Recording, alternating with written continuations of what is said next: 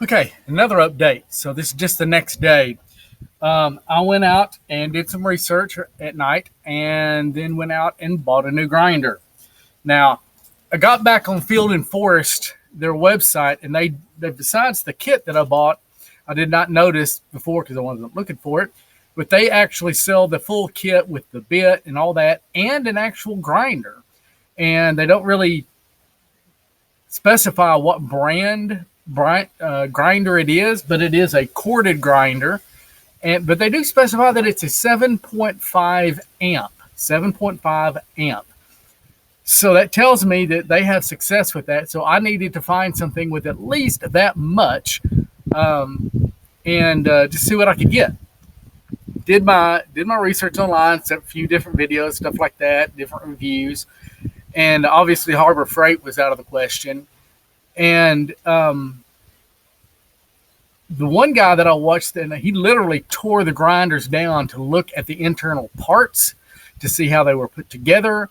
He compared the switch inside the grinder, what it was rated for, compared to what the stated advertised rating. And there were a couple of different grinders that they were rated at 7 or 10 amp, but the switch inside was only rated for like 4 to 6. So kind of makes you question a little bit. But anyway, what I ended up getting, because a lot of it's based on what was available, I ended up getting a corded Milwaukee.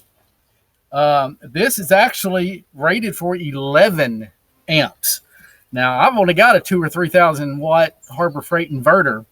So first thing I did is, from going from the battery to the inverter, I had some pretty lightweight wires on there because I really wasn't doing a whole lot with the 110 on that. So, and it was a, maybe 6-inch piece of wire. That's how close the two were. So it had been doing what I needed so far pretty good. But if I'm going to plug something this big in there, I needed to upgrade that. So I just stopped by an auto parts store and got a couple. I wanted about a 10-inch, but ended up with like a 14-inch battery cable that didn't, not the cable that goes on the regular car battery, but it just had regular lugs. Now, I've got some cable that size here, but I didn't really have the lugs for it and didn't want to take the time to cut them and make them and all that. So it's a little bit of money, but it's some 4.0, some 4 AWG wire, about 12 inches, about a foot to 14 inches, going from the battery to the inverter. That makes sure that the inverter is not going to get starved trying to generate, it's 2 or 3,000 watts for this. And I can tell you, huge difference. So yeah, if you're going to do this, either get you a really good, powerful cordless one with 18 or 36. I probably would go for, if you're having to buy from scratch, I would get a 24 or 36 watt battery packs, and get plenty of them. And you're going to be charging them. It just depends on, are you going to be where you don't have AC power for this? And if so, the cordless ones will be fine. But if you've got AC power, a generator, something of that nature, and could go corded, you'll probably spend less money. Get something. There's a couple of Porter cables that looked okay. They're just kind of questionable. But the Milwaukee, maybe a Porter cable. The Rigid actually looks halfway decent. And then Hitachi's always been a great brand. They're now being sold under the Metabo brand.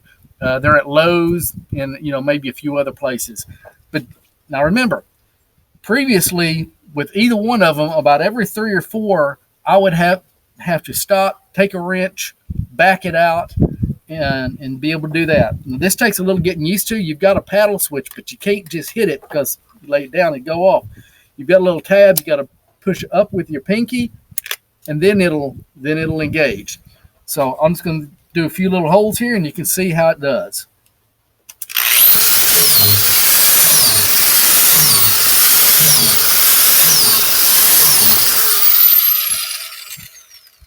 That's what I was looking for. This is what I'm looking for being able to drill these holes.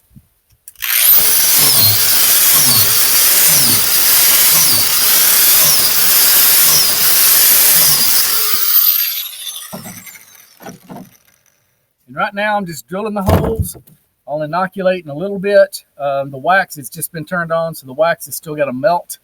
So that's going to be a little while. So once I get this done, I'm not going to inoculate it until the wax is pretty well ready, because if I do, it's just going to start drying out. So I'll get these holes drilled in all the rest of my logs, and then I got a couple other things I need to work on.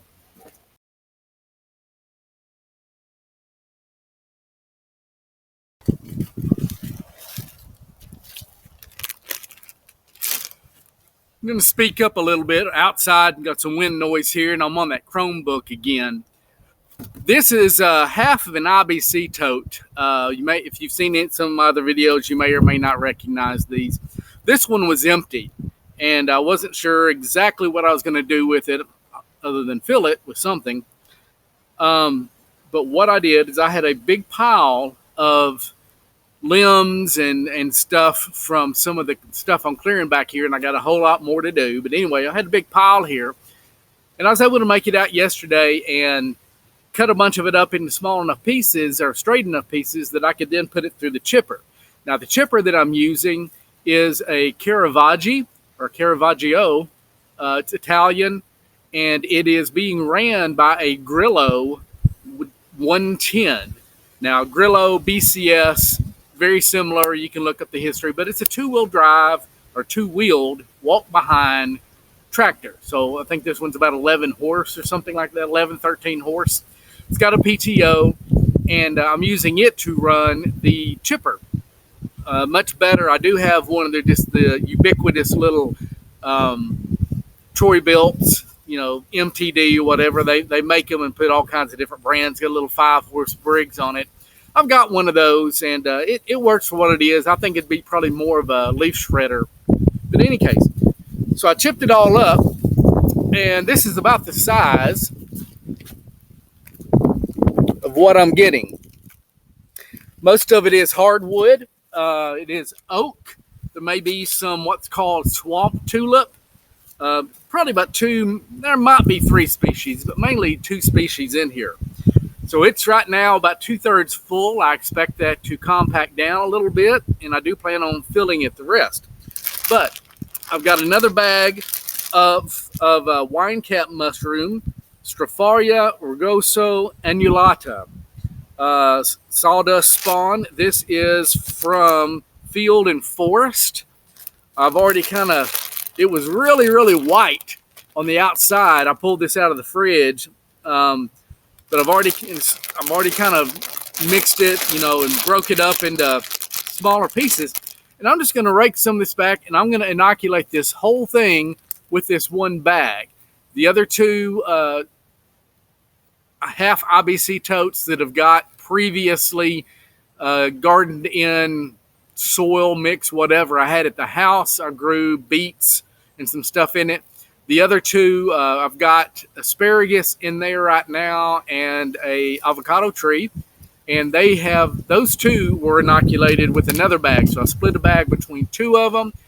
It is more of a soil mixture, compost mixture, but it is still very, very woody. But this is fairly fresh chips. This tree is the one you see behind me that's on the ground, oak tree, most of it. And that was brought down maybe about a month ago. So about a month ago, this was a standing tree. The limbs have been down, and then I got them chipped up yesterday. So all I'm going to do is I'm just going to rake like half of it back to get down a little bit deeper, put about half the bag, put that over, because I don't want it right on top. I want it actually down in there a little bit, mixed in some. And then as I have time, I'll chip up some more, and I'll cover it probably all the way to the top, because I expect it to compact down over time. But this hopefully, it's a little bit of an experiment. I've seen people doing this in the pathways in their garden when they're using wood chips or straw. I've seen them put it in straw bales. I've seen it put different places out in pathways and in the garden and stuff.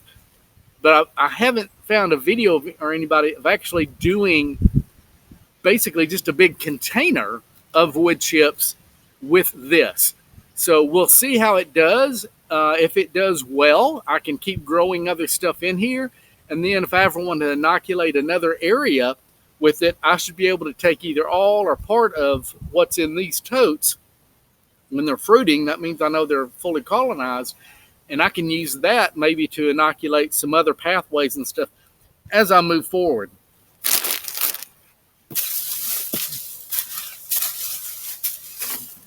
So I'm just going to rake down 4, 5, 6 inches.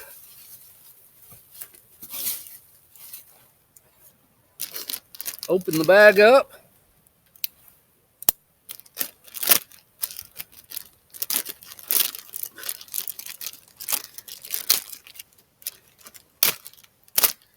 Sometimes when I pull a pocket knife out, I mean, I grew up in the South. I grew up going to school, and every boy and most of the girls had a pocket knife. Everybody had a pocket knife in school from elementary age. And I find it interesting now that,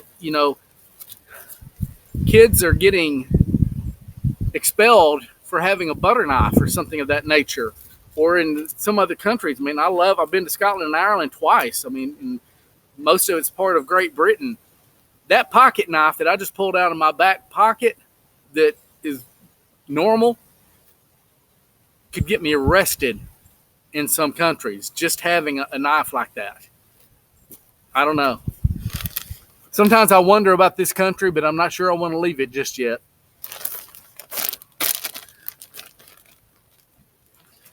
But here's the sawdust spawn, and the white that you can see is the mycelia. The mycelia is the organism.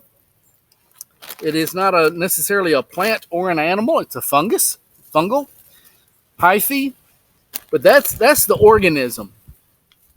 And then the mushroom is just the fruit. And you can see this, and you probably heard it if you're into it a little bit or getting into it. Think of the mushrooms kind of like as the apple or the pear or the tomato or whatever.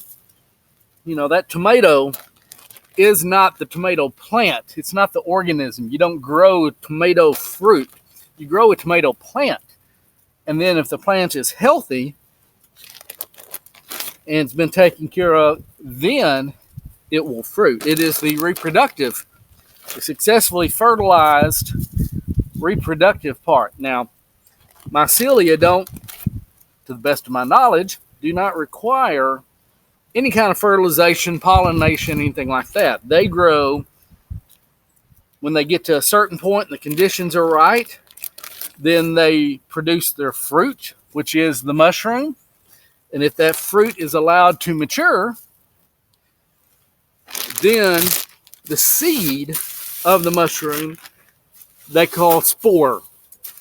So that is the goal of that mycelia, is to propagate not only just by growing the organism, but by producing fruit, and that fruit eventually producing seed, which is called spore.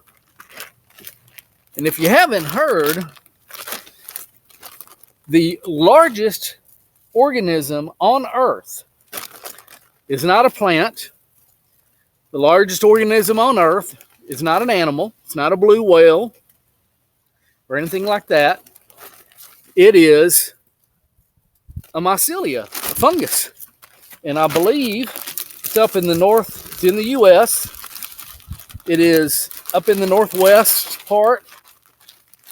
And that single organism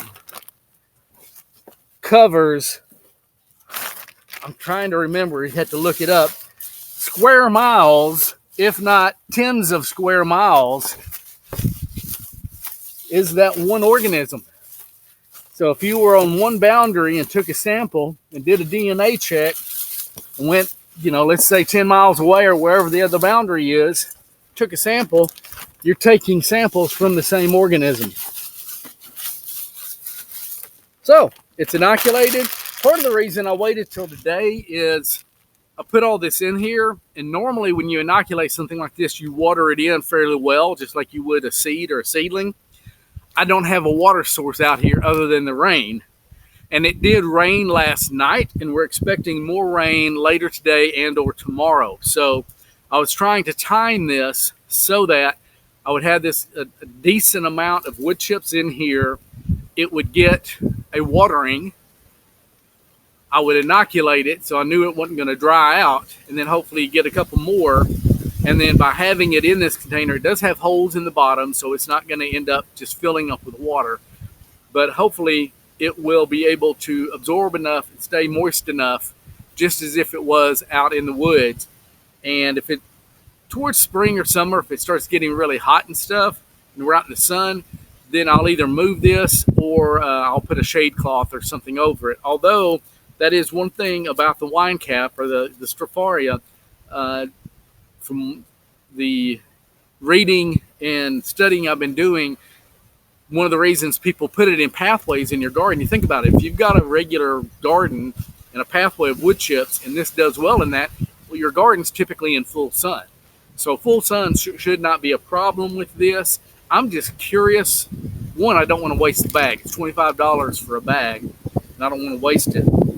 But I'm just curious if I can actually do this in a container like this, and if so, if I want to get a little more, maybe do this as a little bit of a side business, then I can eventually have it in pathways and stuff. But if I can get hold of plenty of wood chips, whether I make them or get them from other people, and they're small enough, and I can put them in containers like this, it might make farming them much easier. And then, of course, after they're not really productive, then I've got great soil. I've got very well myceliated and great soil for compost, either to put into a compost pile or whatever. So just keeping it all recycled.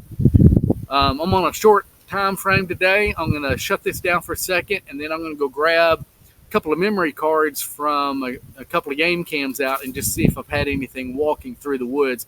I've caught one deer on a game cam about a week and a half or two ago at 4 a.m., a decent looking buck that I've showed it to a game and fish guy, and he said probably about 2.5 years old. It had maybe 6 points, and I've since put a second camera out and been out for a couple of days. So I'm just kind of curious to see what's coming through, what kind of animals are coming through here. So 2 or 4-legged.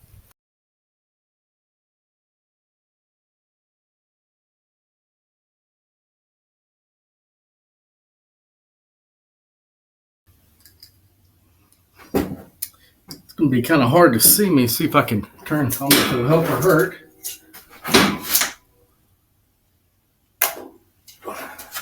I don't know if that's going to help or hurt, but anyway, I need to get a better way of doing that. So I'm back in the shipping container. A couple of updates in here. It's been a few days since I've had my laptop. The solar system, I still got plenty of updates I need to do to that. Got to get the panel rack made for the panels. I'm still trying to decide if I'm going to put 3 or 4. I may have room to put 4 up on the roof at about a 30-degree angle based on our latitude. But I've got to build the rack and figure out how I'm going to secure it. Am I going to glue it basically to the top? Am I going to put screws? Whatever. That will help. And then the shading issue with the trees, I've got to get that figured out at some point. And I really need to, because I keep running my battery all down to the point that the BMS turns it off. Sometimes if it just gets over discharged a little bit, once the sun comes back up and the panels are charging, this Renogy MPPT, the Renogy Rover, like some of the medium to better ones, they'll basically trickle charge your lithium-ion battery if it's shut off to wake it back up. They've got that programmed in. A couple days ago, I came out here and the BMS was still on, but the voltage was so low, it was registering 0.8 volts. Well, I checked each battery individually. They were 2.2 to 2.3.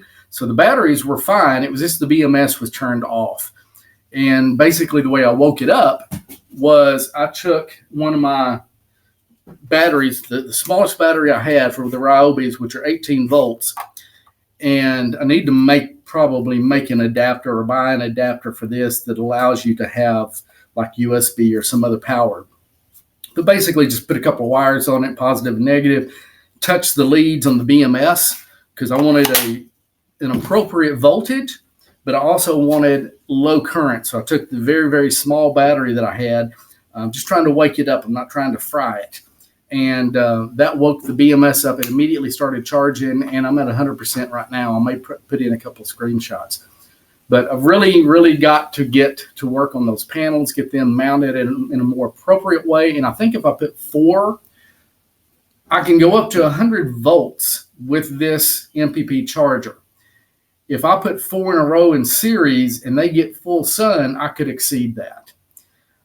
It can go 40 amps at 12 volts or 24 volt. It'd be nice if I had a 24 volt battery, and I might do that someday, but not right now.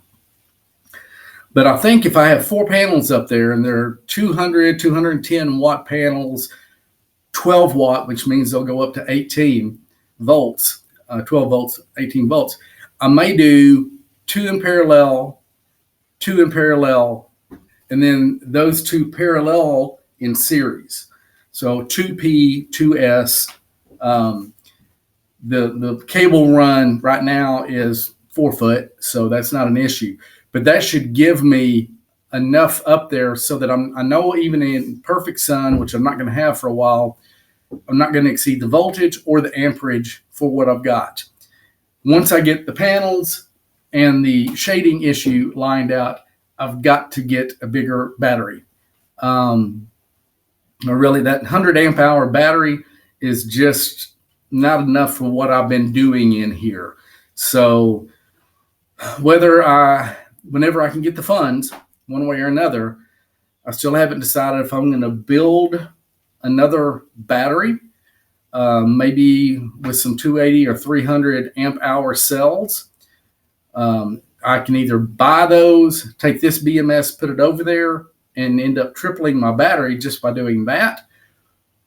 Or, and a lot of it depends on how much funding I can get and when, I can build 2 300 amp hour 12 volt batteries, each with their own new BMS, use them as a 600 amp hour 12 volt system, because everything else in here is 12 volt at the moment.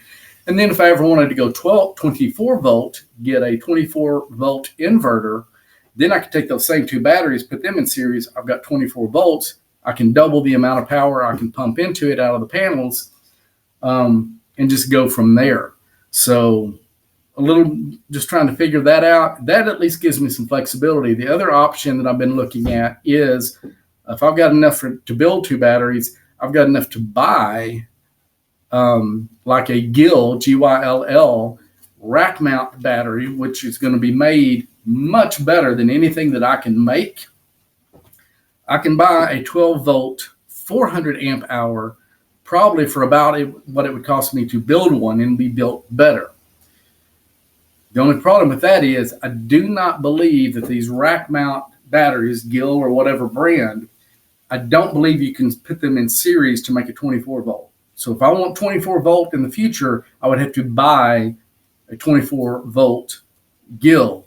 Whereas if I build them or get the Battleborn type, Lion Energy, whatever, those type drop-in replacement ones, then I can series connect those. I need to do some more research on the Gyll and some of the other brands and see, can you series connect them so that if I bought 2 of them, I can stay 12 volt. And then when I want to go 24, I just reconnect them, and then I'm good to go at 24.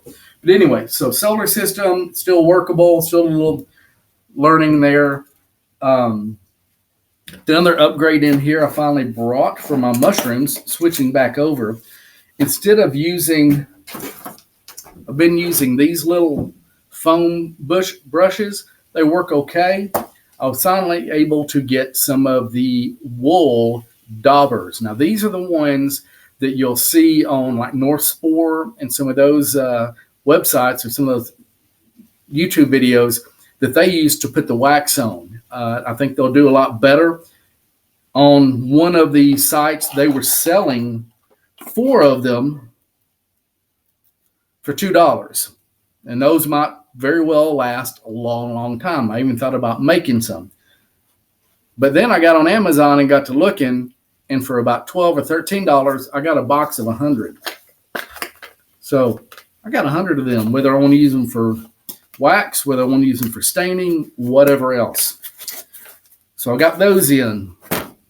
I have finished the first bag of shiitake mushroom spore or spawn that was the WR46. That's done. I've got 2 more bags, different strains that I'll get to as I get more logs and stuff out here.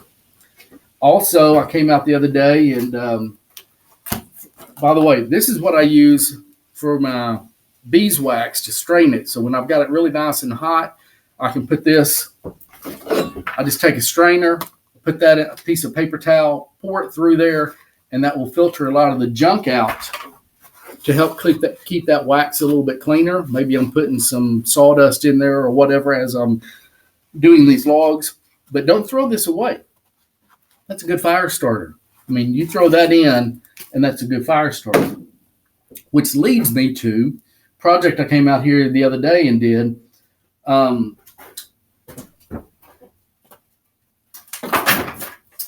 May have seen them before, these little crock pots. Sometimes you can get them really any size, but I like the little ones. Get them at garage sales for $1 sometimes, $1 or $2 if you hit some garage sales. Make sure they do work and everything. Or even if you just buy them new, they're fairly cheap. This one happens to be Toastmaster brand. They pull about 110 watts, and they are excellent for melting wax. With the beeswax, to be able to have it stay liquid long enough to daub it and cover those things, it needs to be on high. However, with paraffin, you can do it. I think it seems to do fairly well at medium. So I think paraffin's got a lower melting thing. So, but what I was using the paraffin for was, and I went to Hobby Lobby and just got a big block of it, and it was $40. What I was using that for is picking up pine cones and taking some cotton string. This is actually, sold as wicking, but you could use shoestring or whatever. I'd wind that in there a little bit, leave a little tag out, dip it in the paraffin, turn it back up this way because it'll run out as much, however you want to do it. But I turned it up this way, did a whole bunch of them, let them sit for a while, cool, solidify. Then I flipped them over because when I put them in this way, made sure I got the wick. And the second time I take it from the top, do the same thing again. A couple layers of wax, of paraffin or beeswax. Beeswax more expensive. I'm not going to waste it. With a wick, these are also excellent fire starters. If you try to find them on Etsy or eBay or any place like that, they may be $1 or $2 each or whatever. So I just did a whole bag full of these, and I'm using those as part of my Christmas gifts this year. Got a whole 5-gallon bucket here full of those.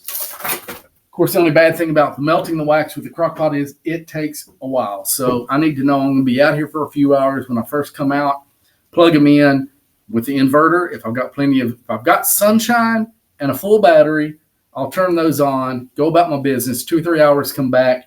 It'll be melted enough for me to do that. And I can do that in here under lights after dark because it gets dark about 5 o'clock here.